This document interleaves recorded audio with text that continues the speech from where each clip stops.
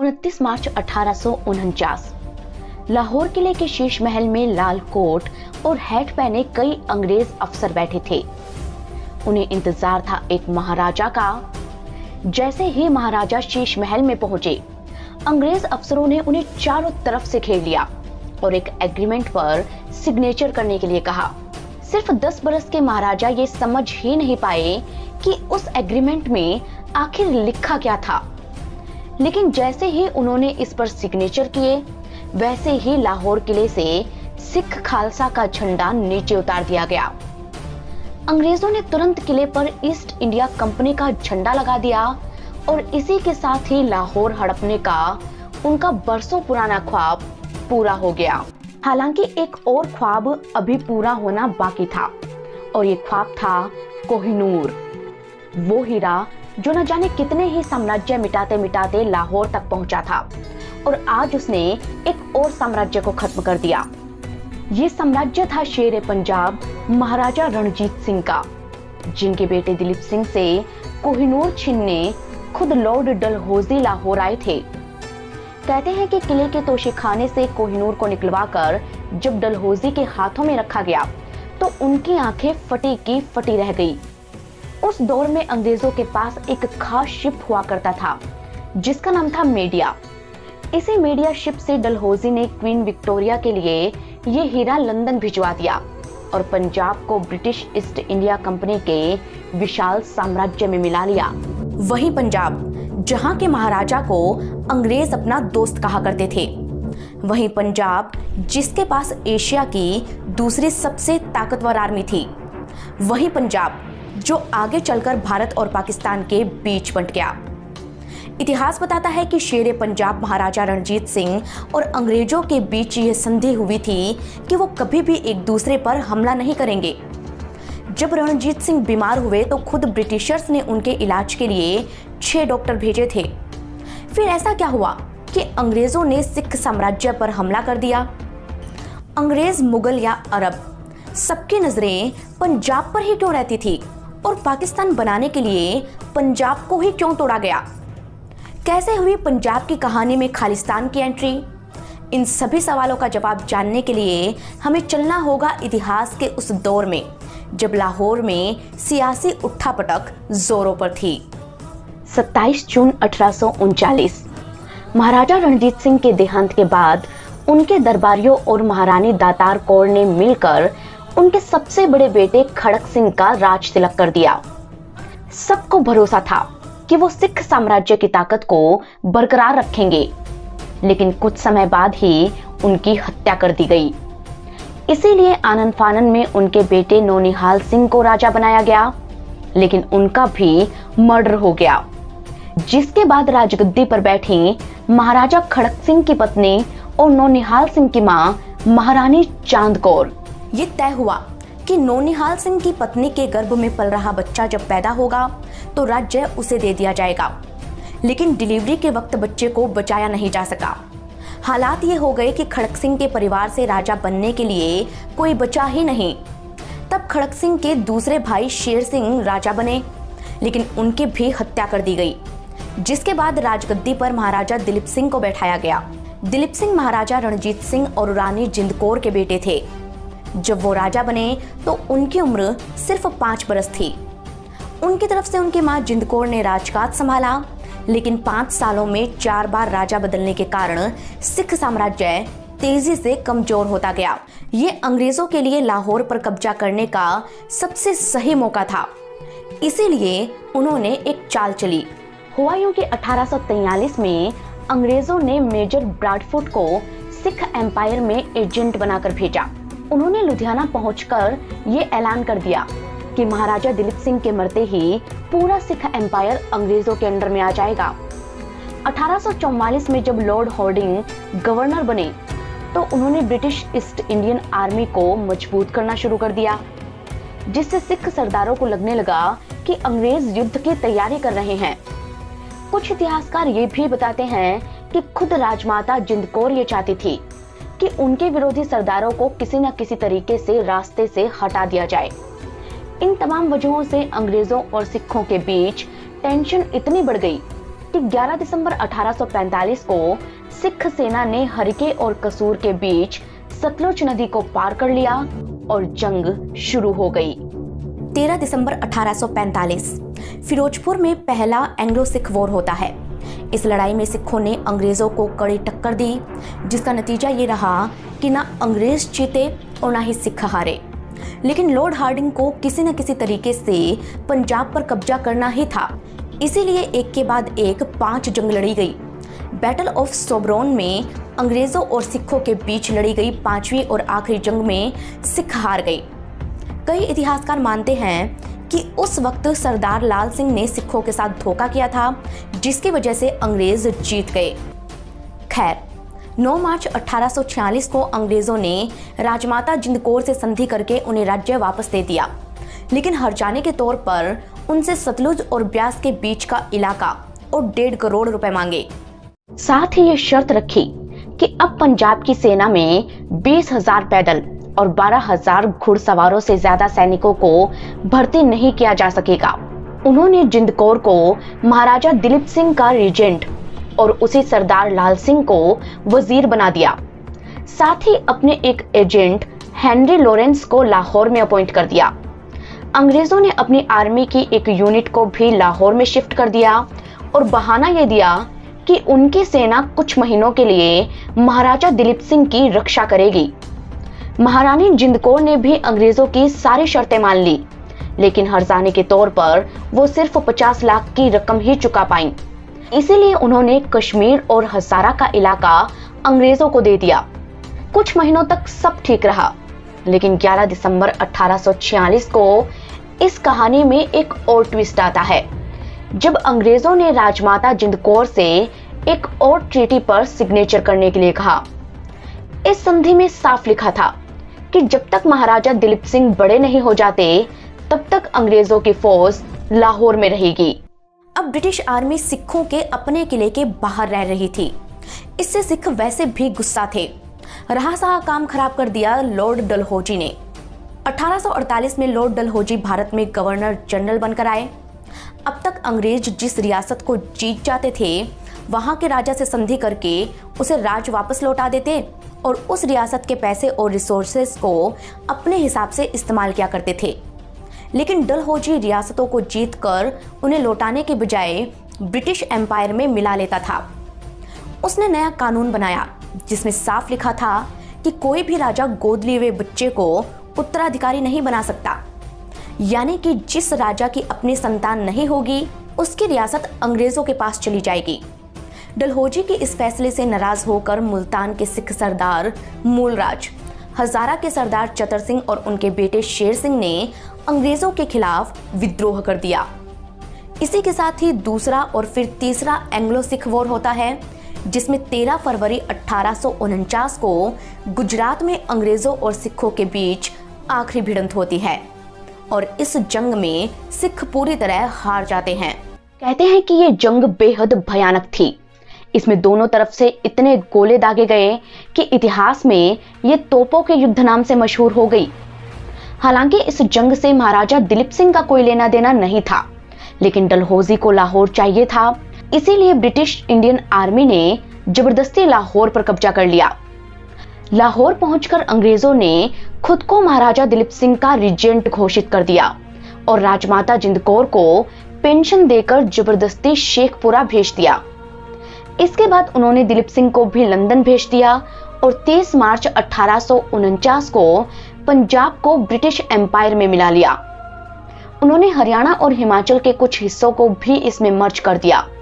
अब ये पूरा एरिया अंग्रेजों के डायरेक्ट कंट्रोल में आ गया और इस तरह शेर पंजाब का ताकतवर सिख एम्पायर इतिहास के पन्नों में सिमट कर रह गया।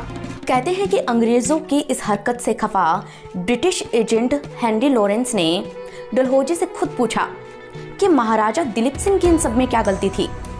उन्होंने गुस्से में इस्तीफा भी दे दिया, लेकिन डलहौजी को पंजाब का उपजाऊ इलाका चाहिए था, जो उसने हासिल कर लिया।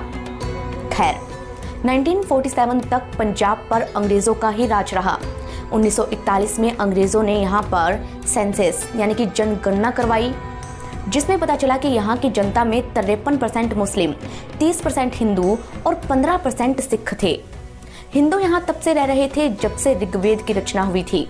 सिखों की आबादी बढ़ी 15वीं सदी से, क्योंकि तब यहीं पर गुरु नानक देव ने सिख धर्म की शुरुआत की थी। लेकिन मुस्लिमों की आबादी इतनी ज्यादा कैसे बढ़ी, ये जानने के लिए हमें इतिहास का एक और पन्ना पलटना होगा और चलना होगा उस दौर में जब ये पंजाब नहीं बल्कि सप्त सिंधु हुआ करता था। सप्त सिंधु यानी कि 7 सागरों का देश। महाभारत में लिखा गया है कि तब यहाँ राजा कटोच का राज था। आगे चलकर जब मानव सभ्यताओं ने बसना शुरू किया तो सिंधु और झेलम के बीच के इलाके पर हड़प्पा सभ्यता के शहर बसे। लेकिन पंजाब पर पहला साम्राज्य बना राजा पोरस का। इतिहास की माने तो झेलम और चेनाब के बीच का पूरा इलाका राजा पोरस के साम्राज्य में आता था। इसीलिए जब एक्मेनिड एम्पायर को हराने के बाद सिकंदर ने भारत पर हमला किया तो उसका सामना पोरस से हुआ। इन दोनों के बीच बैटल ऑफ हाइट स्पेस यानी कि झेलम का युद्ध लड़ा गया, जिसमें सिकंदर जीत गया। कहते हैं कि सिकंदर की सेना सम्राट पोरस की सेना से कई गुना बड़ी थी, लेकिन फिर भी पोरस ने जंगी मैदान में जो पराक्रम दिखाया उसे देख सिकंदर भी हैरान रह गया। उसने पोरस से मुलाकात की और उन्हें उनका राज्य वापस लौटाकर यहाँ से चला गया।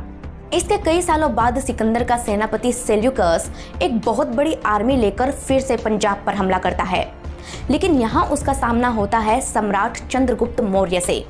302 बीसी में चाणक्य की मदद से चंद्रगुप्त मौर्य जब राजा बने तो पंजाब पर उनका कंट्रोल हो गया। कहते हैं कि चाणक्य की स्ट्रेटजी और चंद्रगुप्त की ताकत के आगे सेल्यूकस की सेना टिक ही नहीं पाई। खुद को हारता देख उसने चंद्रगुप्त को संधि का ऑफर भेजा। चंद्रगुप्त भी मान गए।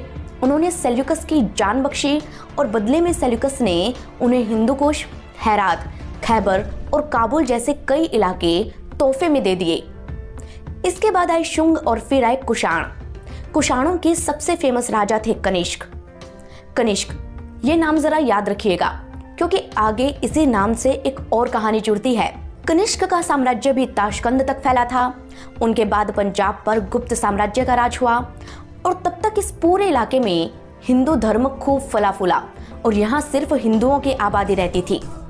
लेकिन फिर मुस्लिम यहाँ कैसे आए, ये जानने के लिए हमें चलना होगा 7वीं सदी में, जब सऊदी अरब के ताइफ शहर में मोहम्मद बिन कासिम का जन्म होता है। कासिम को अरब एम्पायर का विस्तार करने की जिम्मेदारी मिली, इसीलिए वो सऊदी अरब से अफगानिस्तान पहुंचा। अफगानिस्तान को फतेह करने के बाद उसने सिंधु पार करके भारत में एंट्री की और पंजाब में कदम रखा। अब जहां जहां से उसकी सेना गुजरी वहां वहां पर लोगों को लूटा गया और जबरदस्ती उनका धर्म बदलवाकर उन्हें मुसलमान बना दिया गया। 712 ईस्वी में हुआ ये भारत पर अरबों का पहला हमला था, जिसके बाद यहाँ इस्लाम की शुरुआत हुई और यहीं से साउथ एशिया में ये फैलता गया। कासिम के 300 सालों बाद साल 1001 में महमूद गजनवी ने भारत पर हमला किया। महमूद गजनवी को सेंट्रल एशिया पर राज करने के लिए पैसा चाहिए था। उसने भारत पर लूट के इरादे से हमला किया। वो भी पंजाब के रास्ते भारत में घुसा, लूट मारी और जबरदस्ती लोगों का धर्म बदलवाया। उसने करीब 17 बार भारत पर हमला किया और इसका सबसे बड़ा खामियाजा पंजाब के लोगों को भुगतना पड़ा, क्योंकि इन सब लुटेरों के लिए पंजाब एक गेटवे था और पंजाब के लोगों का ही इनसे पहला सामना होता था। गजनवी का तरीका ही मोहम्मद कोरी ने अपनाया। 1175 में उसने पहला हमला मुल्तान पर किया, फिर कच्छ, पेशावर, लाहौर और सियालकोट को जीता। वो भी लोगों का धर्म बदलवाकर उन्हें इस्लाम कबूल करवाने लगा। नतीजा ये रहा कि इन इलाकों में मुसलमानों की आबादी बढ़ती चली गई, जो आगे चलकर पंजाब के बंटवारे का कारण बनी। वो ऐसे कि अब पंजाब, पेशावर, मुल्तान, यहाँ तक कि इस पूरे इलाके में मुसलमानों की आबादी हिंदुओं के बराबर और मुगलों के कारण हिंदुओं से ज्यादा होती चली गई। लेकिन जब 15वीं सदी में गुरु नानक देव ने सिख धर्म की स्थापना की तो दोनों धर्मों के लोगों ने सिख धर्म को भी अपनाया। पूरे पंजाब में सिख गुरुओं का प्रभाव तेजी से बढ़ने लगा। तभी तो आम जनता भले ही हिंदू या मुसलमान हो, राज हमेशा सिखों का ही रहा। यही कारण था कि सारी मिसलों के मिसलदार सिख बने और महाराजा बने रणजीत सिंह। अपने 38 सालों के राज में महाराजा रणजीत सिंह ने तीनों कौमों को एकजुट रखा और पंजाब में शांति रही। लेकिन उनके जाने के बाद ये पूरा साम्राज्य अंग्रेजों के अंडर में आ गया। 1858 में क्वीन विक्टोरिया ने पंजाब को कॉलोनियल एम्पायर का हिस्सा बना दिया, जिससे पंजाब के लोगों को ये छूट मिल गई कि वो उस किसी भी देश में जा सकते हैं जहां पर अंग्रेजों का राज हो। और इसी फैसले के बाद सिख पहली बार ब्रिटिश कोलंबिया पहुंचे, जो आज कनाडा का हिस्सा है। खैर, अब आई 20वीं सदी। भारत भर में आजादी के लिए आंदोलन शुरू हो जाते हैं। जब पंजाब के लोगों ने अंग्रेजों के खिलाफ आवाज उठाई, तब इतिहास में दर्ज हुआ जलियांवाला बाग का दर्दनाक हत्याकांड। बैसाखी का दिन था। अमृतसर के जलियांवाला बाग में किसानों की एक सभा हो रही थी। अचानक से बाग के दरवाजे बंद कर दिए गए और अंग्रेज अफसर जनरल एडवर्ड हैरी डायर के ऑर्डर पर अंग्रेज आर्मी ने अंधाधुंध फायरिंग शुरू कर दी। इस हत्याकांड में हजारों लोग शहीद हो गए। नतीजा ये रहा कि आजादी के लिए आंदोलन और तेज हो गए।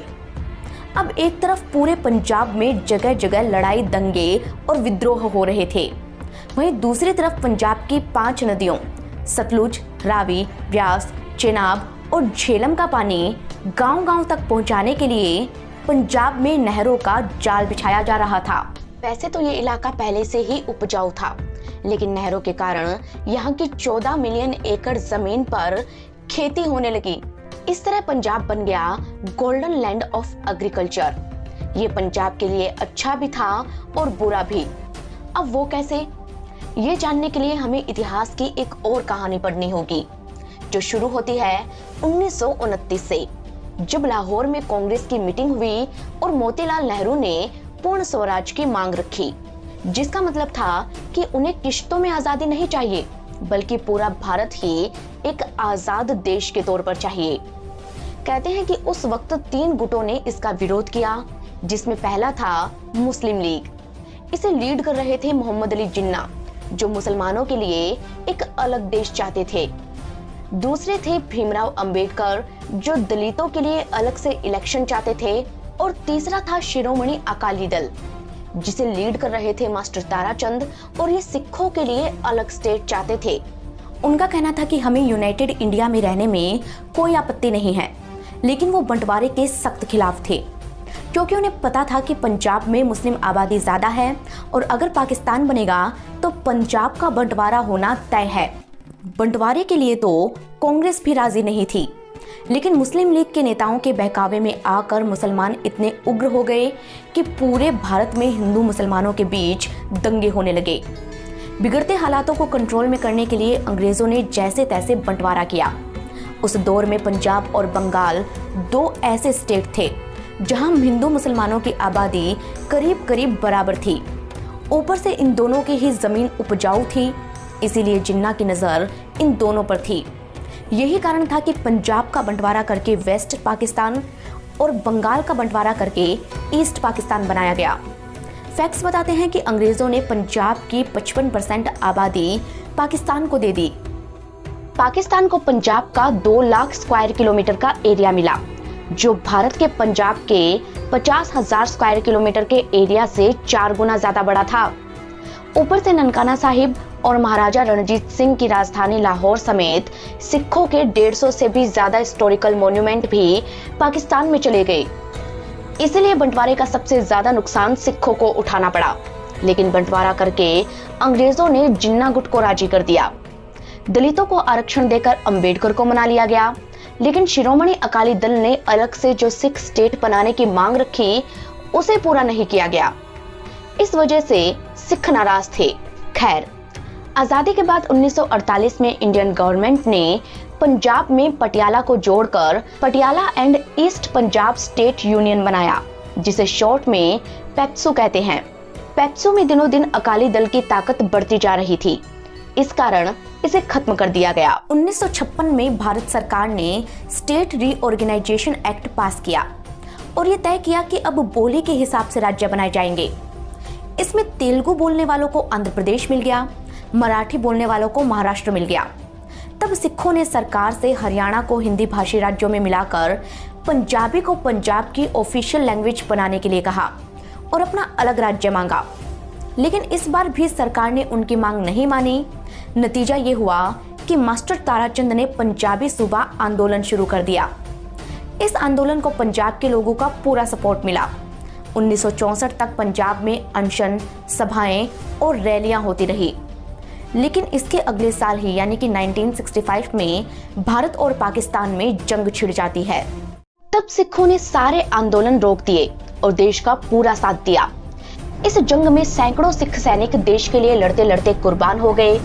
पूरे देश को सिख कौम का महत्व समझ आया और आखिरकार 1966 में इंदिरा गांधी सरकार ने पंजाब को एक अलग राज्य बना दिया। लेकिन चंडीगढ़ को लेकर फिर पेच चढ़ गया, क्योंकि चंडीगढ़ में हिंदी बोलने वालों की आबादी ज्यादा थी। इसीलिए सरकार ने इसे केंद्र शासित प्रदेश बना दिया और दोनों राज्यों की राजधानी भी। अकाली दल के कुछ नेता सरकार के इस फैसले से नाखुश थे, लेकिन ज्यादातर नेता और जनता को ये खुशी थी कि उनके पास अपना राज्य आ गया। अब 1969 में पंजाब में इलेक्शन होते हैं। इस इलेक्शन में रिपब्लिक पार्टी ऑफ इंडिया के एक नेता टांडा सीट से इलेक्शन लड़ते हैं। इनका नाम था जगजीत सिंह चौहान। जगजीत सिंह पंजाब असेंबली में डेप्यूटी स्पीकर रह चुके थे, लेकिन टांडा सीट से वो हार गए और भारत छोड़कर ब्रिटेन चले गए। 13 अक्टूबर 1971 अमेरिका के अखबार न्यूयॉर्क टाइम्स में एक एडवर्टीजमेंट छपता है, जिसमें लिखा गया था कि खालिस्तान भारत से अलग एक देश है जहां पर सिर्फ सिख रहते हैं।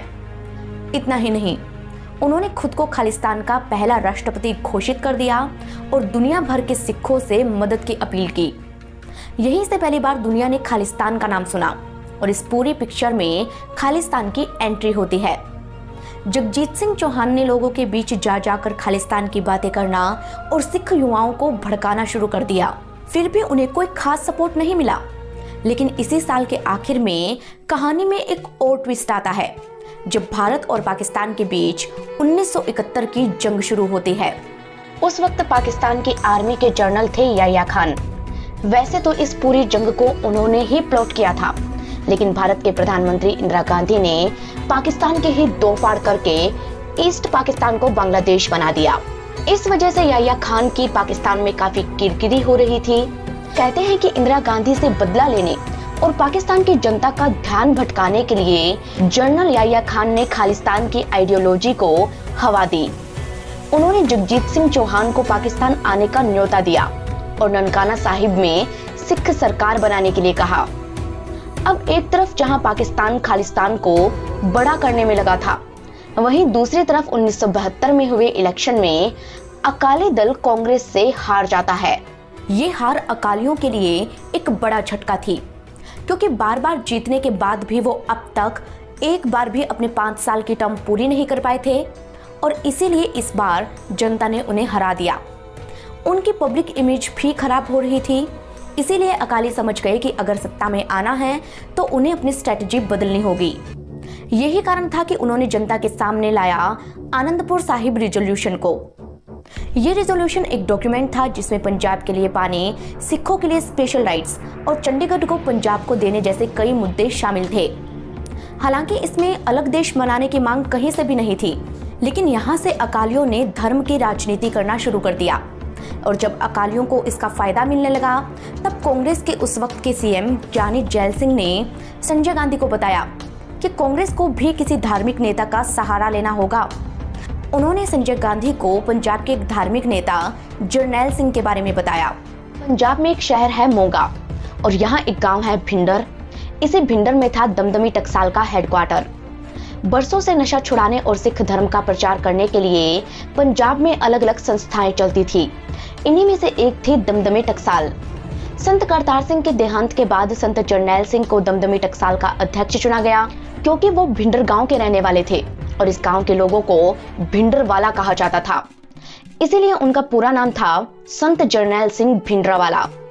कहते हैं कि जरनैल सिंह भिंडरावाला के भाषणों में इतना दम था कि सिर्फ 30 साल की उम्र में ही लोग उसके भाषणों के कायल हो गए। पूरे पंजाब में भिंडरावाला का नाम इतनी तेजी से मशहूर हुआ कि ज्ञानी जैल सिंह और संजय गांधी ने मिलकर उसे SGPC यानी कि शिरोमणि गुरुद्वारा प्रबंधक कमेटी के इलेक्शन में खड़ा कर दिया। ये कमेटी सिखों के गुरुद्वारों का मैनेजमेंट देखती है। और इसके चीफ को काफी पावरफुल माना जाता है। जर्नैल सिंह भिंडरवाला तो पहले से ही जनता में पॉपुलर था, अब उसे सरकार का समर्थन भी मिल गया। यही कारण था कि वो आसानी से एसजीपीसी का इलेक्शन जीत गया।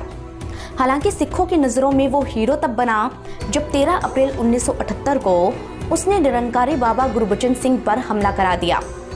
सिखों और निरंकारियों के बीच झगड़े की खबरें तो आपने कई बार सुनी होगी, लेकिन ये निरंकारी है कौन और इनका और सिखों का 36 का आंकड़ा क्यों है? इसकी कहानी जानने के लिए हमें फिर से 1929 में जाना होगा, जब मोतीलाल नेहरू पूर्ण स्वराज की मांग कर रहे थे। तब पेशावर में बाबा बूटा सिंह की गुरुवाणी सुनकर हजारों लोग उनके भक्त बनते जा रहे थे। इन्हीं में से एक थे बाबा अवतार सिंह।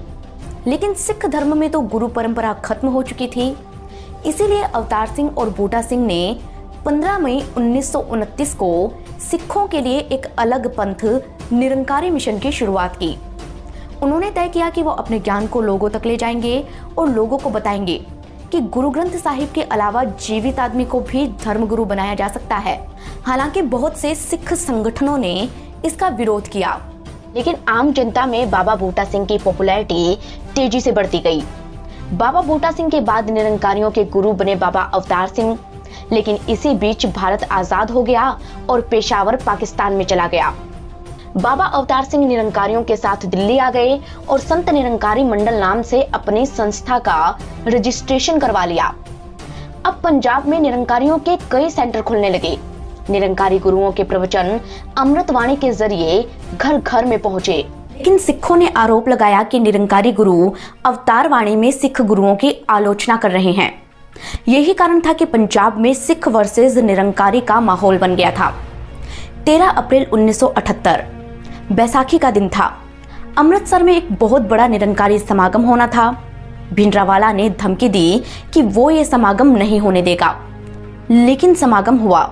इससे गुस्साए सिखों ने निरंकारियों पर हमला कर दिया। कहते हैं कि उस वक्त निरंकारी गुरु बाबा गुरबचन सिंह को मारने के लिए भिंडरावाले का साथी फौजा सिंह उनके करीब पहुंच भी गया था, लेकिन बाबा गुरबचन सिंह के बॉडीगार्ड ने फौजा सिंह को गोली मार दी। दोनों पक्षों में हुई इस झड़प से 17 लोग मारे गए। इन्वेस्टिगेशन में नाम भिंडरावाले का भी आया, लेकिन उसे अरेस्ट नहीं किया गया, जिसके बाद उसकी ताकत पंजाब में बढ़ती चली गई। हालात ये हो गए कि भिंडरावाले के खिलाफ बोलना यानी कि मौत को चुनना।